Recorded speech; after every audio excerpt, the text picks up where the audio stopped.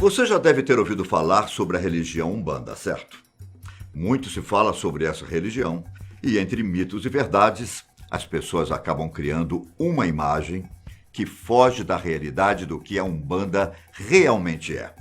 Preconceito e atitudes discriminatórias são frequentemente vistas contra umbandistas e outras religiões afro-brasileiras. O nosso vídeo tem como objetivo tentar acabar com esse preconceito, contando detalhes sobre a religião e desmistificando algumas coisas. Eu sou Ivan Lima e se você não é inscrito, se inscreva no nosso canal. Bom, se formos comparar a Umbanda com as outras, uma coisa é certa: ela é uma religião extremamente nova. Com pouco mais de 100 anos de existência, a Umbanda é tipicamente brasileira e nasceu na virada do século XIX para o XX. Assim como outras religiões semelhantes, a Umbanda tem forte embasamento no kardecismo, que estuda os ensinamentos de Allan Kardec. Mas quem foi que criou essa religião? A gente sabe muito bem como surgiu a religião católica, a protestante, mas eu aposto que na escola nunca te ensinaram nada sobre a Umbanda. Então vamos lá. Segundo as nossas pesquisas, feitas na internet, tudo começou no final do ano 1908, no Rio de Janeiro, quando um rapaz chamado Zélio Fernandino de Moraes estava se preparando para ingressar na Marinha. Esse era o sonho de muitos jovens da época, mas por algum motivo, Zélio começou a passar por alguns acontecimentos fora do normal. Ele começou a adotar o comportamento de um velho, dizendo palavras estranhas. Sua família, preocupada com o que estava acontecendo, resolveu levar Zélio para um médico. Também assustado com a situação, o médico aconselhou a família a levá-lo em um padre, pois o que estava acontecendo com ele parecia ser coisa do mundo sobrenatural. E de fato era. Só que, em vez de levá-lo a um padre católico, a família achou melhor levá-lo a um centro espírita. No centro, os médiuns conseguiram identificar a incorporação de um espírito. No meio da sessão, Zélio, enquanto estava incorporado, teria saído para buscar uma rosa branca. Ao voltar, muitos outros médiuns que estavam na sessão receberam outros espíritos. A entidade de Zélio então resolveu se identificar, dizendo que era o Caboclo das Sete Encruzilhadas e que voltaria no outro dia na casa de Zélio, onde poderia ser escutado e aceito. Pois bem, no dia seguinte, as pessoas que simpatizavam com o espiritismo e alguns curiosos, é claro, foram até a casa de Zélio. Às 20 horas da noite, o Caboclo das Sete Encruzilhadas apareceu para criar uma nova religião, que era baseada nos valores cristãos, que todo mundo já conhecia, mas principalmente no amor ao próximo e na caridade. E foi aí que começou a história da Umbanda. A religião teria como líderes os espíritos dos sábios pretos velhos e caboclos, e daria preferência para atender os mais necessitados, sem pedir nada em troca. Além de definir quais eram os valores dessa religião, foi o caboclo quem definiu que todos os médiuns deveriam usar roupas brancas, em locais que eram dirigidos por pessoas que seguiam os preceitos de Jesus Cristo. Mas afinal, podemos considerar a Umbanda uma religião cristã? Na verdade, há muitas divergências sobre esse assunto. Enquanto os umbandistas acreditam em Cristo e até seguem seus ensinamentos, eles também seguem os ensinamentos de outros sábios de forma harmônica.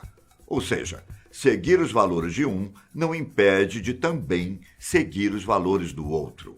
Para os umbandistas, Jesus é a moral, considerado um norte comportamental.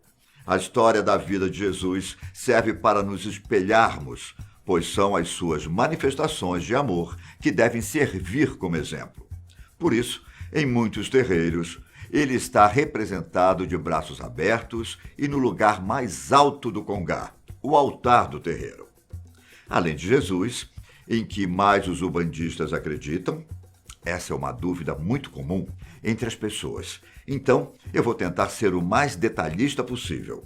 Para começar, Umbanda é uma religião monoteísta, ou seja, eles acreditam que existe apenas um Deus que é chamado de nomes diferentes nos terreiros. Em alguns casos, ele é chamado de Olorum, em outros Tupã, Zambi e até Olodumarei. Mas, independentemente do nome, Deus é apenas um, o que criou todo o universo, que deu origem a tudo e a todos, e está presente em todo lugar. Aí vem os orixás, que, de uma maneira muito simplificada, são as virtudes do Criador, individualizadas e manifestadas por meio dessas divindades. Para deixar mais claro, se formos fazer uma comparação com o catolicismo, é como se os orixás fossem os santos. Deu para entender melhor agora? Então, alguns dos orixás encontrados na Umbanda são Oxalá, Xangô, Iemanjá, Ogum, Oxóssi, Oxum, Iansã, Omolu e Nanã. Além dos orixás, outras entidades também se manifestam nos cultos. Os caboclos, por exemplo, geralmente são espíritos de índios que têm como objetivo ajudar pessoas com problemas de saúde. Os chamados pretos velhos são pessoas que foram trazidas da África para serem escravas no Brasil.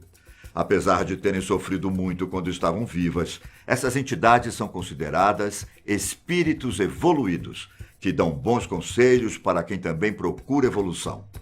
Já os baianos são pessoas que viveram na Bahia, mas que optaram por serem guias e ajudar quem precisa, tendo foco no emprego, saúde e força moral. Os herês são espíritos de criança, que estão sempre rindo e brincando. Essas entidades têm fama de consolar os aflitos, pais, mães, e às vezes acabam cometendo uma travessura ou outra. Ainda temos Exus e Pombagiras, que são mensageiros dos orixás. Vale destacar que Exu é o masculino e Pombagira o feminino.